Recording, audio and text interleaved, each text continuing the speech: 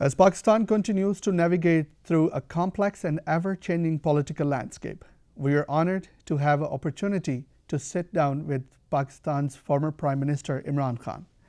Mr. Khan's tenure as Prime Minister, which lasted from August 2018 to March 2021, was marked by a number of significant achievements, including the launch of the Ehsaas program, the establishment of China-Pakistan Economic Corridor, and the development of a number of important infrastructure projects. However, his tenure was also marked by a number of challenges, including a struggling economy, a tense relationship with India, and ongoing security concerns. In this interview, we will discuss Mr. Khan's reflections on his time as Prime Minister, his thoughts on current political situation in Pakistan, and his vision for the country's future.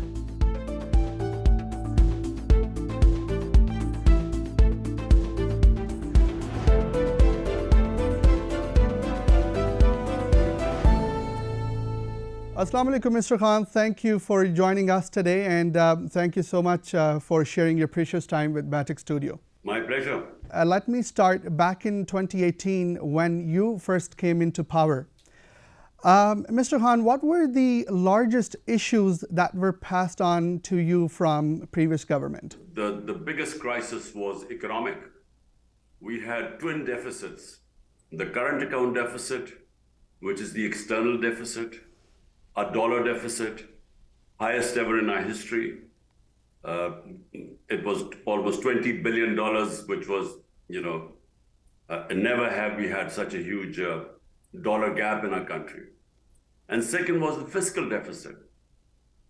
So basically what happened was, in the first year, the entire revenue collection we did, half of it went into debt servicing.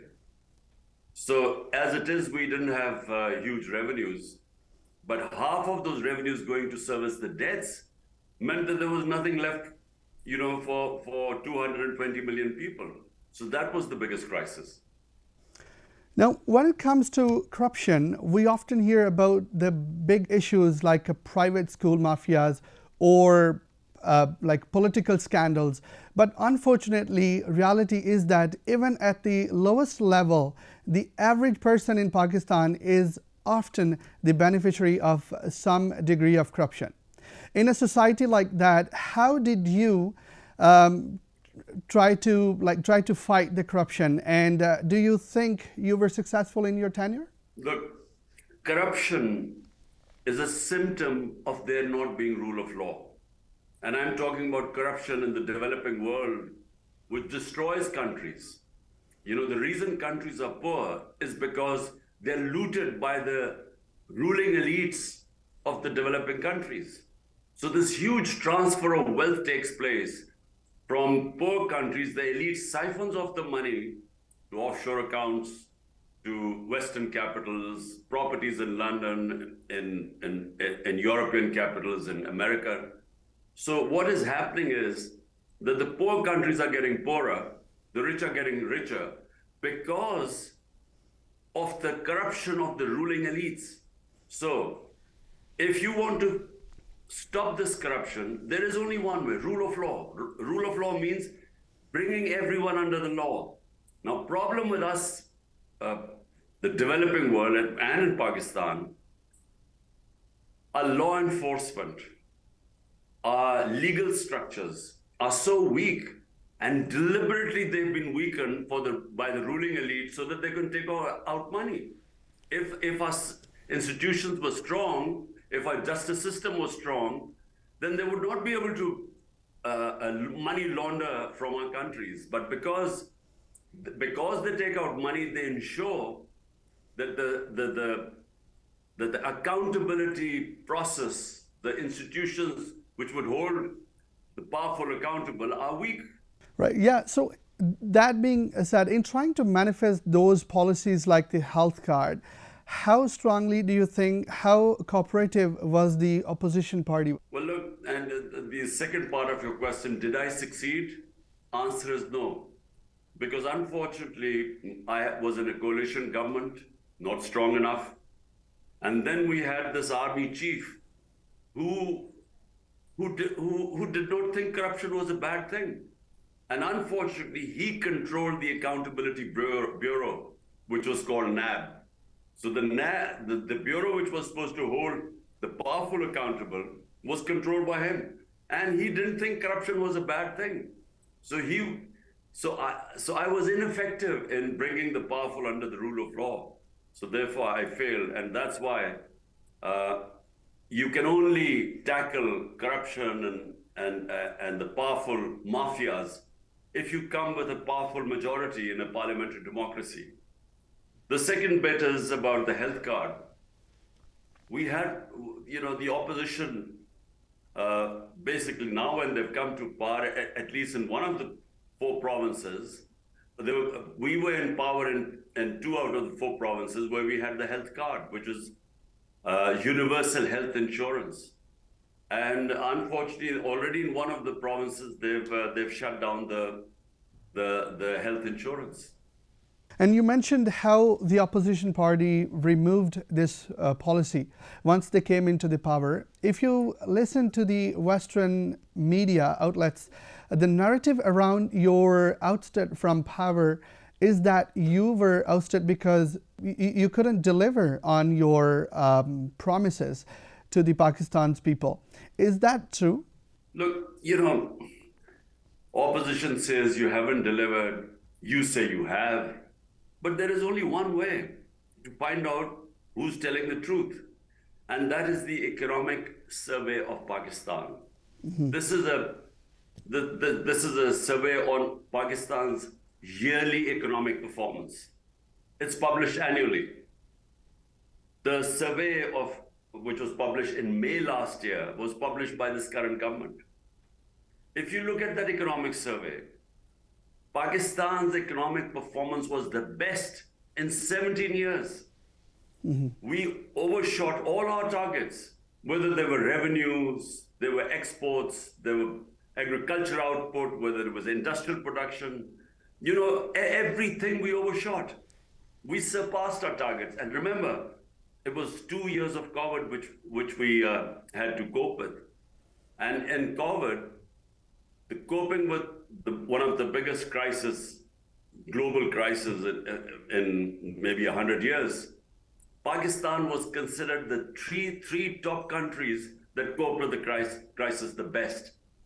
So if this current lot says that we didn't manage it properly, just look at what has happened to Pakistan since we left a year ago. Pakistan is in a deepest economic crisis now. We are on the stage of defaulting on our loans. Our exports have come down. Our dollar intake has gone down, which is remittances and exports. And then not just that, industrial production. Half of our industry is closed today.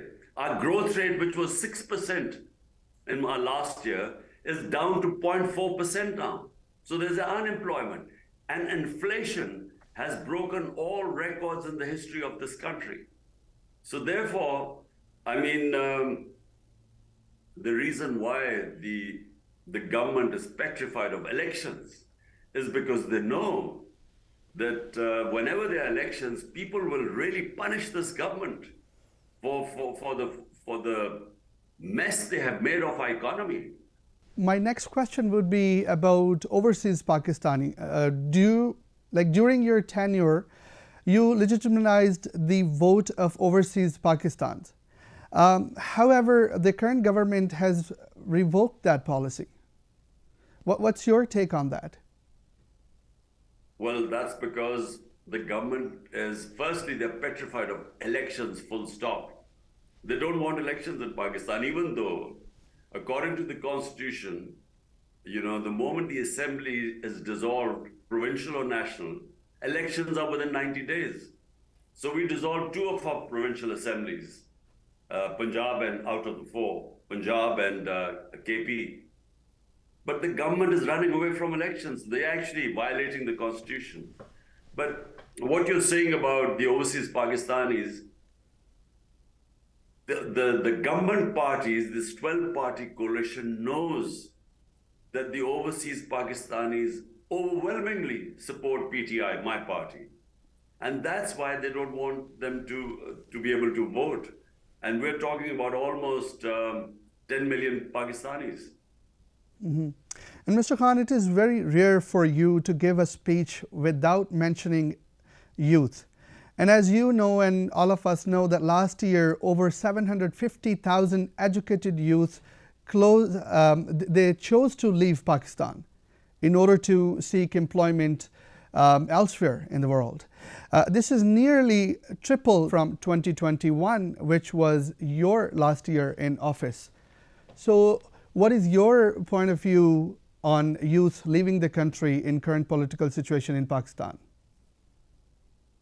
Well, it's, people losing hope. And why are the young people losing hope? Because imagine in Canada, if your criminals who've been looting your country for 30 years are brought back into power through a conspiracy by the army chief. That's what happened in Pakistan. The people who were branded as crooks were actually resurrected. Their cases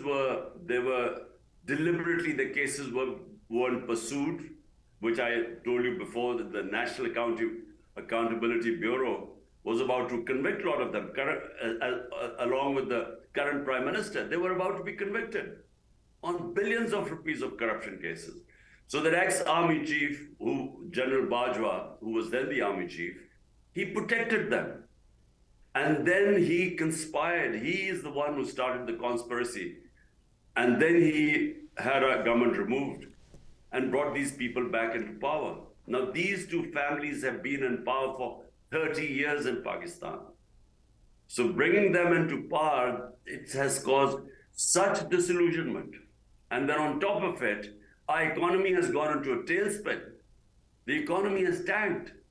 So there's growing unemployment. And that's why you have this despondency and people wanting to leave. Now, a little bit talk about your presence in the world stage. Throughout your tenure, you were very present at the world stage, and while you were in the spotlight, you were very vocal about your Islamic belief. We are witness of that at the UN. You passed a resolution to recognize March 15th as the International Day of Combat Islamophobia. And you organized the OIC conference in Islamabad, which was attended by 57 member states. Mr. Khan, why do you spend so much time advocating for Muslims in international media, and what responsibility do you think that the Prime Minister of Pakistan has to represent Islam on the world stage? Well, firstly, all the heads of Muslim states, it's their responsibility to explain to the Western countries or to the countries where there is Islamophobia. Islamophobia basically stems out of ignorance about our religion. And Muslims living in Western countries suffer, some more than others, but there is clear discrimination. And especially after 9/11, terrorism and Islam was somehow equated. And, unfortunately, there was hardly any attempt to explain to the Western countries that the two are not connected. Terrorism knows no religion. You have these guys every now and then in the United States, they go into schools and kill people, or shopping mall and slaughter people.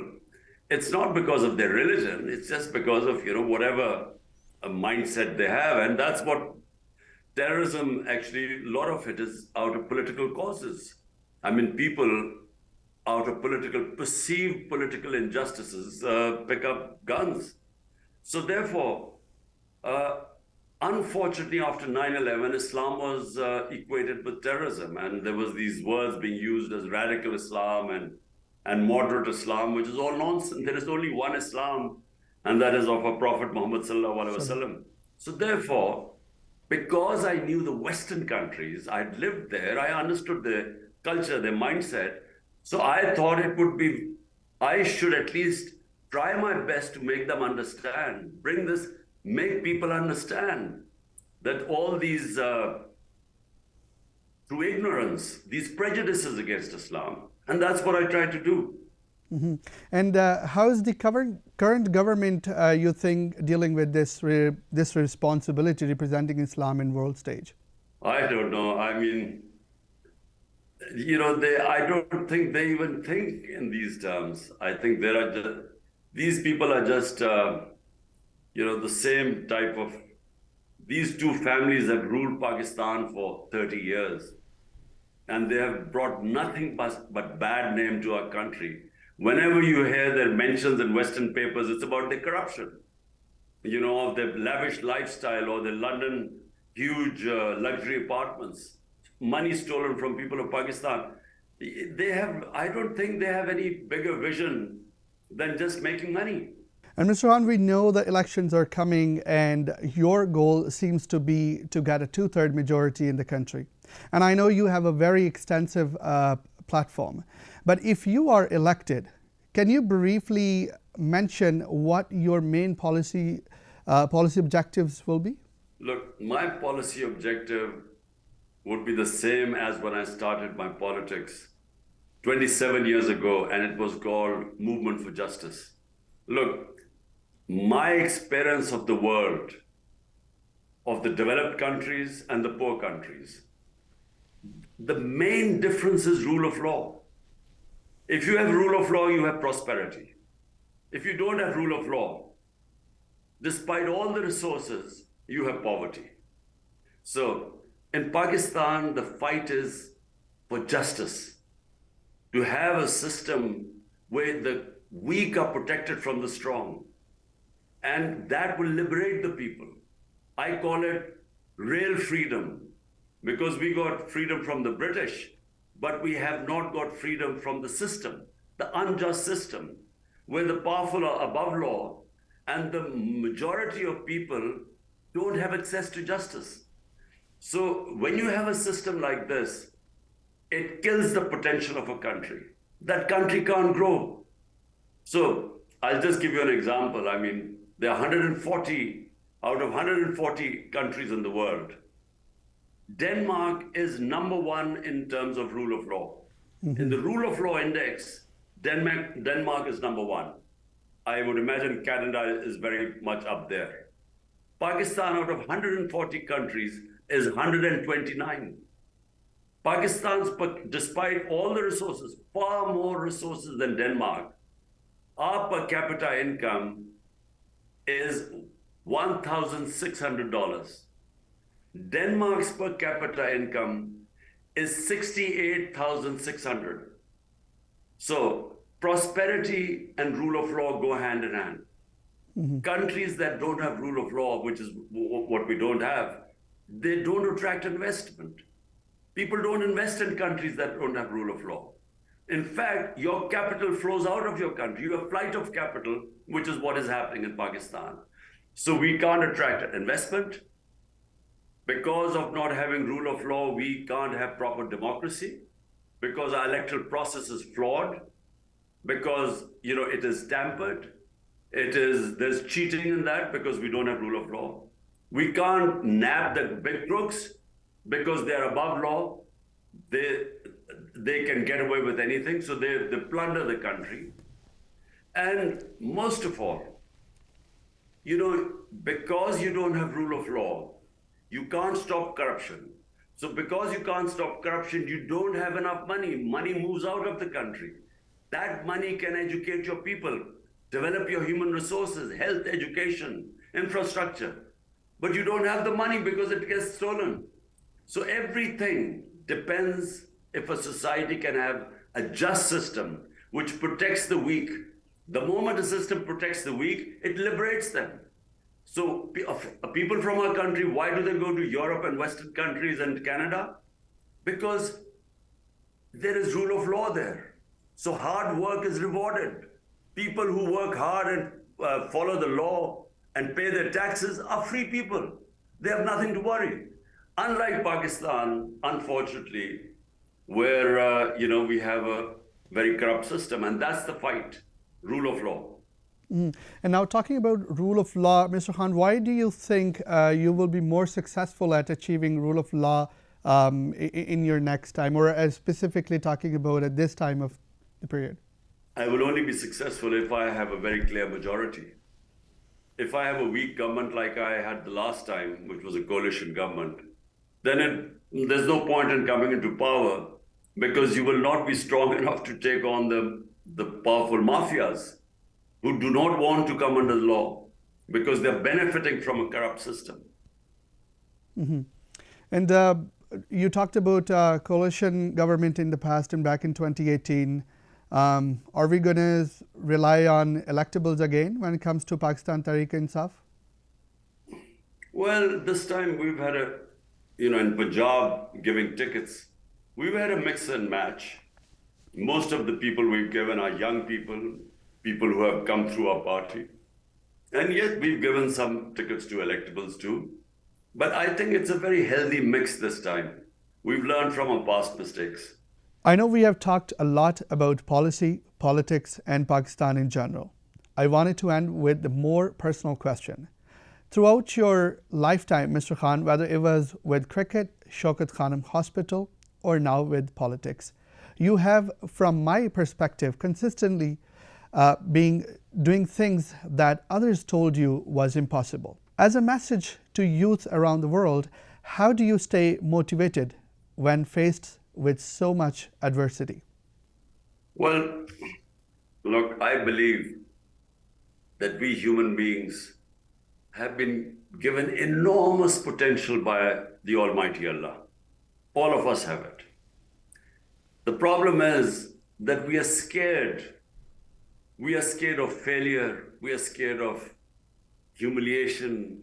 We are scared of death. We are scared of losing our jobs. And this fear is what stops us from achieving our dreams. Because, the bigger your dream, the bigger the person. Nothing to do with your education or the amount of money you have. It's got to do with what you dream about. And then once, and I always followed my heart. I never did anything that my heart did not want to do. So all my life, at the age of 9, I wanted to become a test cricketer. Mm-hmm. And I didn't care what anyone else said. That's what I wanted to be. And it was a passion. So I worked harder than anyone else. I had a lot of disappointments. You have lots of ups and downs. But I never gave up. And I learned from my mistakes. And I learned how to take the bad times. I learned the ability to analyze my failures. And I was better at others than analyzing when I used to go wrong. And then I would work hard to improve myself.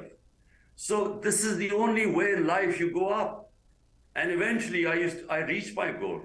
But then I never wanted to, I could have lived off cricket for the rest of my life because the Almighty had given me such a position and name. I never had to do anything from then onwards. I could have just talked about cricket, on television, and that's it. No, I wouldn't have had to do anything. But for me, life is, one experience, reaching one goal prepares you for the next one. So I always had more and more ambitious goals. And each time I used to try and do something, everyone said it can't be done. So then I would again, a lot of the time people would laugh at me, make fun of me, but I would keep pursuing my goals and the same principle, be your best critic. I would learn from my mistakes and then I would work harder than others, but never would I ever give up. And that's my principle. I never give up. So I don't care whether it is a threat to my life. Right now, there's a big threat to my life. There is this intelligence officer. We call him Dirty Harry. He's twice tried to kill me. Once I survived with the bullets in my legs. The other time, he again tried to have me killed in this judicial complex in Islamabad on the 18th of March. But that's never going to stop me. because I have a clear goal in my mind.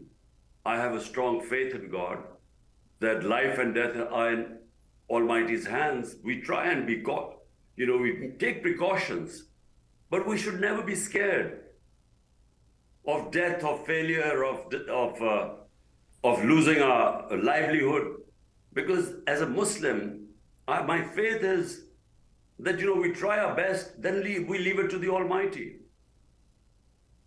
Beautiful. Thank you so much for that inspirational message and your time. Thank you.